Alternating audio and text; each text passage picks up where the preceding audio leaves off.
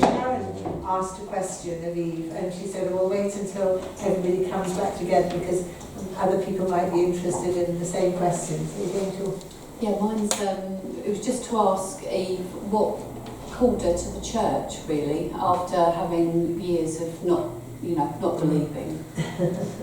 I've always believed, because it's difficult to be a child of an African, and I regard Caribbeans as African. It's taken them a long time to actually admit to their Africanness. I mean, a lot of them say, "Oh, I'm not an African, Caribbean." Sort of, and that was part of the problem when I was growing up, and I wanted that ownership. I wanted my parents' generation to say, yes, we're Africans, but there were so many lies told about God, about Africa, that Africa was a basket case and it was uncivilized people, and nothing could be further from the truth, actually. The real history of Africa has been one of the most well-kept secrets, but it's been revealed now. So all of that was part of my fight with God. The not having God reflected me, that reflected, why should I believe in something, someone that didn't reflect me at all? There was nothing I saw in churches that told me that God honored me, honored who I am, and I couldn't, part of a majority group, so-called ethnic minority, when I was a child growing up, was not a minority actually. I mean, even though I failed geography, I knew enough about Africa that it's the largest continent. And I couldn't get that around my head. I couldn't understand that. So it took years and years. And put briefly, I felt that despite all of that, God was on my case. I said things like, "You're going to have to prove to me somewhere.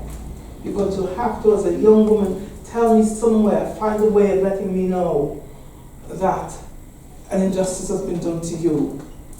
Because the injustice that's been done to you as God is that you have colluded in my oppression, the oppression of my people." That was, for me, a pertinent moment. I remember sitting in the All Saints Church, where I used to work as a youth worker, and I sat there and I said, "You've got to find a way of making me believe, God, that you did not create my race for this, for oppression and enslavement. Because if there's anything that tells me that you are part of this, I can never worship you." And I cried that day. I sobbed. I locked the door at all times because I was a youth worker, and I had the key, and I locked the door, and I just kept crying. I've never cried since, so much since or before. But something happened, almost as if I began to see God as much bigger than man's definition of God, what God is. And that when I went into church on Sunday as a little girl, I could see no reflection of me, because everything about me was bad. Everything about my darkness was the bad side of history. I couldn't worship that God.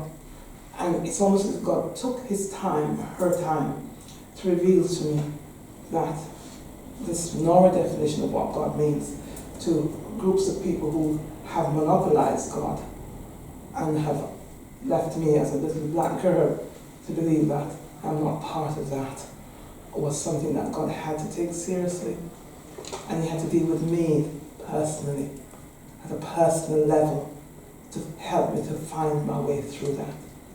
I didn't have any grand wake-up moment, but gradually I felt a closeness in God, that for the first time in my young life, I could trust this God, that my parents just didn't know how to put that in language, even if they wanted to question God, they didn't dare.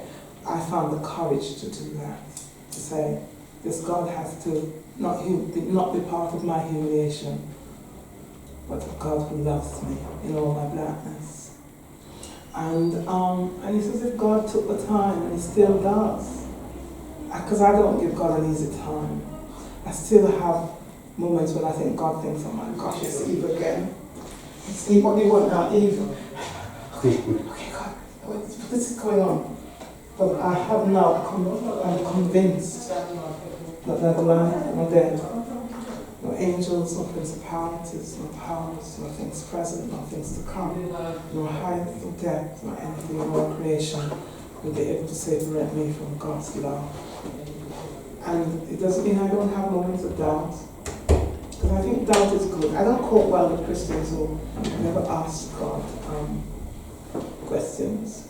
And that's why I get across with a lot of my people. A lot of Caribbean people upset me, because there's still a reluctance to question God.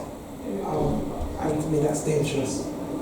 So I still, I said something in my final service, that I have this image of heaven. So I get to heaven, and I stand at the gate, and I remind God that He called me even when I was reluctant. That day when I felt as if God had walked into my bedroom and He walked into all things. There was a presence there that transcends any images around me that were all white. It's as if God says, that's not me. And if I could get the voice and put it into words, and I must try it in the book, it felt as if God's presence was so overwhelming that it transcends all the terrible images we have in our heads, and we'll capture Jesus and all of that. It's as if God says, I want you, and I'm going to step in and rescue you. And it was an overwhelming moment, tears. And I came out of the church, and Stephen, one of my co-workers, said, your face shone. She said, Evie, he said, Evie, okay? I said, I'm fine. And he said, your face was just like a light bulb. And of course I didn't know that. But he said, your face shone. Something happened. And he said, just as he was about to go, he says, by the way, he says, you're called to be a priest. I said, well, I can't be a priest. The church of England won't have me. And he says, I don't care what the church of England wants. I'm telling you, you were born to be a priest. And that happened. And the following morning, I met the vicar, Paul Watts. And he said, oh, Eve, can you just come to the office? And I said, yeah, I'm coming later on. And I went in and he said, you're born to be a priest. And I said, has Stephen been speaking to you? No, you're born to be a priest. And I said, oh, so. And he said, when the time comes, don't hesitate. God's got his hands. I said, all her, my hands on your. He said, God's not going to have an easy time with you, is he? I said, no. So last week when I had my final service, I said, well, I have this image of heaven, you see. So I stand at the gate and there were two guys there. He says, why are you two guys? Well, the others are busy. You mean the other guys are busy or the other women are busy? And the women are busy. And what's your name? Okay. Well, you want my name? Okay, my name is Eve Pitts. And one day I'll get my African name for the meantime. Eve Pitts, okay? Yeah, you've done some good things down there, haven't you? Yeah, I'd like to think so. And okay, yeah. What's this TK Maxx? Oh yeah, I do a lot of praying in TK Maxx. I'm buying as well. Okay, well, who are you? I will say to them. Well, I'm Peter. Well, if you can get there, so can I. And what's your name? Did you say Paul? You, a murderer? So I'm in there. He said, come on in. So it's all my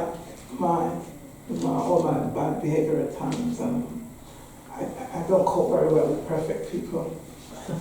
I just stay clear of holy Christians. If you're too holy, I can't be bothered with that, In all my humanity, in all my frailty, this God took time to meet with me in all things. Thank you. Any other comments or questions from anybody?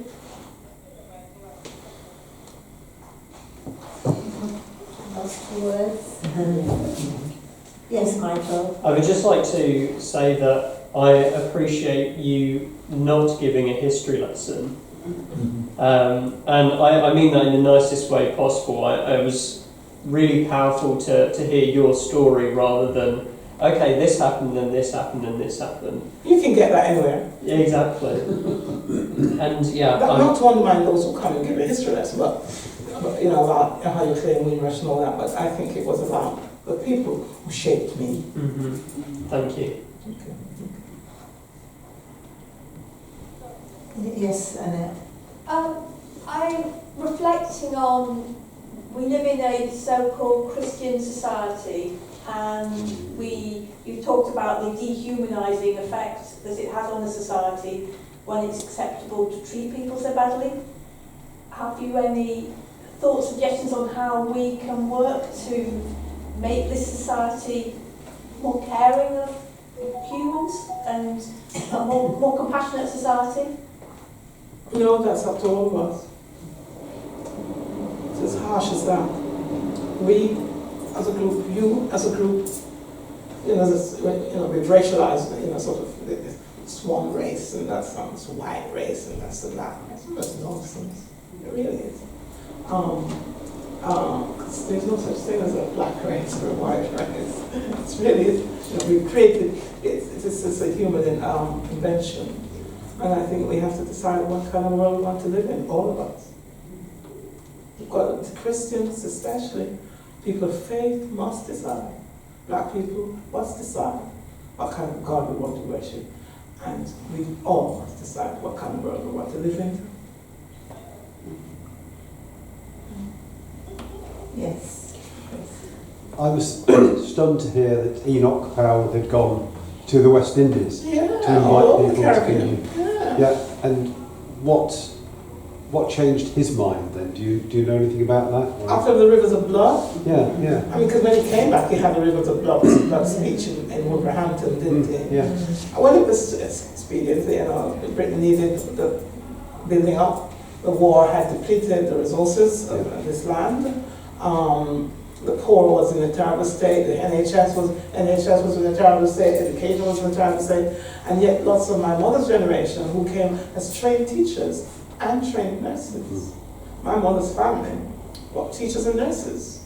Very class-ridden family I came from. You didn't marry anybody across the train line who was poor, okay? And if you married somebody, there were some good examples of poor people, poor Africa, poor Caribbean, rich Caribbean who married and were regretted it. My mother used to go upstairs saying, "Oh, if my father could see me now. In Jamaica, I had servants, and my father could see me now." And that was really, really very, very painful. But England needed us. It's as simple as that. England, the NHS was on its knees again. The NHS was on its knees, and my mother's generation came. Africans, Indians came as doctors and trained as doctors, and it's when we claim that legacy, when all of us claim the legacy of the hard work of, when I meet Caribbean ladies of a certain age now, and last night I went to see, because I'm saying goodbye to people. And so, I don't normally turn up at 8 o'clock at somebody's house and say, "It's Reverend, he's here." And she said, "Reverend, just give me time, I'm coming." And all of them, without fail, in their 80s and 90s, say to me, "Oh, when I was a nurse, Reverend Eve, I did my backing," because in those days they didn't have anything to lift. And so lots of Caribbean women, talking about Caribbean this morning, I'm not saying white women don't get it, but they used to go to dirty work, they had to train again. All my family came, Aunt Mavis, Cousin Mavis, all of them came as nurses. Aunt Thelma, Aunt Gloria was the first black matron in Sheffield. Aunt Gloria was a specialist in premature babies. Go to America to train to keep very premature babies alive. So they came and did really good jobs. But some of them did dirty jobs. My father died because he worked in a chemical company, and like so many, the Irish and working class whites didn't get any cover, any help to keep them safe. And my father died at the age of 33 from a cancer, sort of chemically induced cancer. So I think, you know, it was then that people like, Powell started spouting venom of racism, and that England was in danger of invasion, when it was so disingenuous, because he was sent to Jamaica and the Caribbean, all generally, to build up the country. Yet again, even though they let us down with our ancestors, recent ancestors in the First and Second World War. As I said, I was the first church in Birmingham to ask black soldiers to come out from that generation and say, we were invited, and immediately after the First World War, there was dispatched back to the Caribbean, and then when Britain plunged into the economic decline, they asked us to come, ask my parents and their generation to come back. And I think what Powell did, he fed into a deep anxiety about strangers that came from that nonsense history that we were barbaric and cannibals and guerrillas, not actually deliberately with concealing the complex history of the Caribbean. The Caribs who were wiped out by Columbus. Columbus went to the Caribbean and killed all the Caribs. And then the Africans were brought in, families were torn apart, one went that way. One part of the reason why we're in the mess we are in is that, we were just thrown apart, and what we have now, it's a painful reality that we're going to have to get to grips with. And I want God to keep me alive long enough to help to heal that pain. Deep pain of human pain of saying we are hurting because we've been told to come, asked to come, told to come by Powell going all around. It went all around the middle class communities of Jamaica and the Caribbean generally, and says, "Come, Britain needs you. You're the motherland." If you ask any of that generation, they talk about the motherland, and they came and was once again rejected. And then Powell fell into that ugliness of the stranger is come to take what you've got. The fact that England went to Africa and took its wealth seems to have escaped many people. And there's an African in the room, and I regard myself as an African, because we were brought up to believe that we can't be Africans, because Africans are barbaric. The fact that the pyramids were built by blacks seems to have escaped us. The deliberate distortion of history. So if you can distort history and say a group of people, all of them, they represent barbarism, and they're not fully human. Black babies weren't baptized because they were seen as less than human. Black babies were wrenched from their mother's breast. If you want history, it's ugly.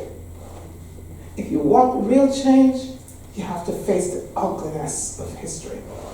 Not some history that says, "Oh, weren't we great, and we were great warriors, and we did great things, and we're people of the sea." Actually, Africans crossed the sea before Columbus. Come on? When we learn history, then we start to change the narrative that God somehow has built and made the world of this superior and those who are not. Because if we're going to talk about history, Africa had castles before the West. There is evidence. There's evidence all over the place in plain sight. But when you take the minds of people is it took the minds of my ancestors, my recent ancestors. I keep saying recent ancestors because I have a service which I started 7-8 years ago called Arise and Honor Your Ancestors. And when I use the word ancestors, everybody went, oh, we're Christians, we're Anglicans, we can't talk about ancestors. Oh, no, you can't do that. And I said, yes, because you've been told lies, can't you see? And I said to them, if I have to go in that church and have a service by myself to remember my recent ancestors and the ones that were left behind, those mothers who went, left behind in the Caribbean when their daughters and sons were going to look for a better life, or the original moms who had their children torn away from them by. This is not about guilt. This is about looking at history, its ugliness. That's some great sort of, fluffy idea of what history is. History is painful if it's honest. It's not about saying, oh gosh, well, weren't we great? We're people of the sea. And actually, the Africans crossed the sea long before any other people on the planet. And the evidence is in plain sight. But when you tell my generation, my mother's generation, that, they were just slaves, really. And that's why I had so much fight with God. That they were just born to be slaves. And anyway, there are people who sold them to us. This oversimplification of history. And so when we start at that level, then we can begin to say we worship a God who don't believe in made-up stories. When you can tell people, please come and help us again. And then when they come, and the moment there is any trouble, you blame them for it. And there are people who are willing to say, oh yeah, we've got all this problem because of them. Really? They've come and done everything wrong, and we're without jobs because of them, because they've taken all our jobs. And when it comes from higher up, intelligent men, Powell. My husband is an Englishman, and he's read all the books about, Powell, and he was and admired, Powell, because brilliant mind, Powell, brilliant intellect, and but he used it wrongly. And my husband is, he and I, we're two brilliant people. And I said, when are you going to marry me? He said, can I marry you? And I said, but I'm inferior to no man, okay? So if you want to marry me, you're going to accept me as fully African. He did history, he majored in history. I said, you have to learn my history. You have to unlearn some of the things you've been told. And if you really want to marry me, when I get to the church tomorrow, if you're not there, I get it, okay. I can just go back home and take the dress off, is that right? So he said, are you joking? That's the night before we got married. I said, well, yeah, I mean it. Because you're not going to marry me and tell me to forget my history, okay? And it may not be as pleasant as you think it is, Mr. Pitts. And so when I turned up the next morning, I said to my bridesmaid, is he there? And she said, Eve, are you joking? I said, I'm not joking. I'm really serious about this because I'm going to bring children into the world. I want to have children with this man, but I'm not going to have children with this man to bring him into a world which tells him he's inferior, inherently inferior. So, Anthony, I said, go in and ask him if he's okay. He knows what I mean. So, come back out. Just, I said, oh, is it okay? Oh, is it okay? Let me get okay. I said, what did he say? He said he wants to be your husband. I said, okay, come on then, let's go. And we did. But we had some fierce battles, conversation. Fierce conversations. In bed and his door and over the dinner table. Because I said, look, let's just get this straight. I'm inferior to no one. I am not God's second thought. Okay? Because if I am, I ain't worshipping that God. So we had to battle about that, and we had to unlearn. Because he's a Yorkshire man. Yes, Yorkshire. God's own country. Every time we mention the word Yorkshire, oh, God's own country. So his sons will tease me and say, God's own country, you know.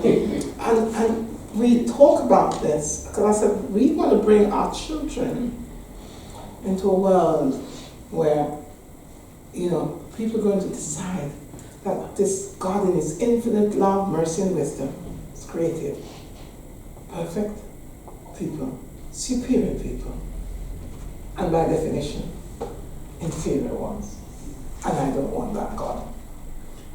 And I'm glad to say that we no longer have to have those conversations. Because my husband knows that I'm 6 science. My husband knows that we got it. So we brought our children up to know who they are. Our son wanted to do, he said, because he wanted to do his PhD, and he's trying to decide. He did his master's at Birmingham in political science. So, I mean, he's brighter than all of us put together. My husband is a bright man, and I'm a bright woman. But he's brighter than all of us, so he's got this big brain. But he's very humble with it. Very humble with it. He doesn't flaunt his intellect. But he's beginning to come to grips with a history that was oversimplified by Powell, Rivers of Blood speech that did no credit to our society. Long answer. Thank you. Any other, I'm just going to ask, can you see any signs of hope? Because all the things you were saying, we've got the same kind of divisive society, we've got the violent rhetoric, we've got scapegoating of people. There's always hope as long as we're willing to grow up. As long as we're willing to grow up in the way and use history in a way that really gives us a chance. There's always, human beings are an amazing creature. God is so clever to creating us, and he's disappointed, or she. Is disappointed that we behaved each other. I don't believe in false hope, but I think as long as there are going to be courageous people, like all of you who want to hear, and for people like me who are saying, you know, the things I say, this is a hopeful cry. If I wasn't hopeful, I wouldn't bother to speak about these things at all, because it's painful to hear and it's painful to deliver. So I'm hopeful that, you know, it takes a handful of people, if we're to believe the story of Noah, the ark, and a handful of people can make a difference. But we need women and men of courage. Black people, white people. White people have to stop behaving as if what black people are here to make them feel comfortable. It was still scapegoating, you know, he did, when he was, the very words he was saying, oh, they come here, they're taking our jobs, they're strangers, they're not like us, and we, you know. But it's about telling people truth, it's Yes. about truth telling. Yes. When we begin to talk about history, not in a fantasy way, not, you know, I mean, even though I'm learning the history of the Africans, I don't over glamorize it, even though there's some beautiful history, powerful, you know, the ancient Africans. Much of what existed in our world comes from Africa. Let's get over it. Really. Well, the whole human race originated in Africa, comes didn't from it? Africa. Yeah. Writing, mathematics, physics. And yet, you know, we have people talking about Africans living in trees. What kind of nonsense is that? Yet most of what we have on this planet, medicine, the greatest medical mind that ever lived was Imhotep. Imhotep was an African. He performed operations. He was a medical mind, so much so that the Greeks worshipped him because they thought he was a god. The Greeks, it wasn't a, you know, what's the Greek equivalent? Hippocrates. Yeah. He was 300 years later. Imhotep was around. Great medical mind. And the Greeks, as I say, they worshipped him because they thought he was a god. He was an African. And yet we this distortion of history. That's why there isn't a easy answer to your question. Because until we start looking at history as it truly is, not as we fantasize. And that's why I'm very careful about how I interpret African history, the little I know, and I'm learning every day. I've got one of the things I've just discovered, well, not just moving house, I think, what am I going to do with all these books? Because I read a lot, I read good authors that can give me information about who I am, not because I want to fantasize about being greater than that, but to know the truth. When we learn the truth they say will set us free. Thank you. Yeah, I think maybe one thing fitting in with what you say is we have to relearn church history. Yeah. Because our vision of church history is Peter and Paul went to Rome, and then it was the Holy Roman Empire, and after that, but in fact the early church was in Africa as well, and you know. The early church, I mean, you look at that story of the converted Ethiopian, you know, the Ethiopian church is the oldest Christian church in the world, you know. They built it out of the rocks, and Rome went to Africa. The Romans went to Africa, and the Romans saw the beauty of Africa. And yet, the slave owners decided to ransack Africa and come back and put propaganda on the agenda, and that's the worst crime. I suppose that couldn't happen unless you dehumanize a group of people. Then you can justify everything you do to them.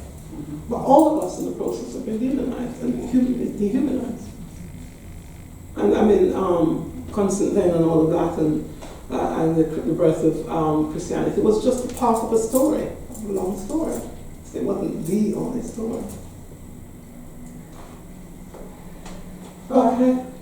I'd just like to say thank you so much. You've left us with loads and loads to think about and delivered your story in such an entertaining and also very powerful and cutting way, if you like, which has made us all think. So I'd just like to say thank you so much on behalf of all of us, and I look forward to spreading your word much more widely when we get our video on our website, and we can point people who've not been able to come here. That would be absolutely wonderful. And now the Church of England can't throw me out because I'm out of it anyway.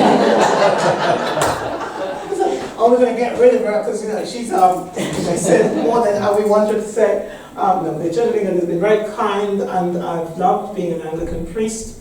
And I'd like to think I've been a good Anglican priest, and will continue to be a priest, and to proclaim a God, something redemptive. And, you know, redemption is so important. And if I didn't believe in redemption, then I'm the right to call myself a priest. And that redemptive power of Christ is our hope. Thank you so much. That's absolutely amazing. Thank you very much.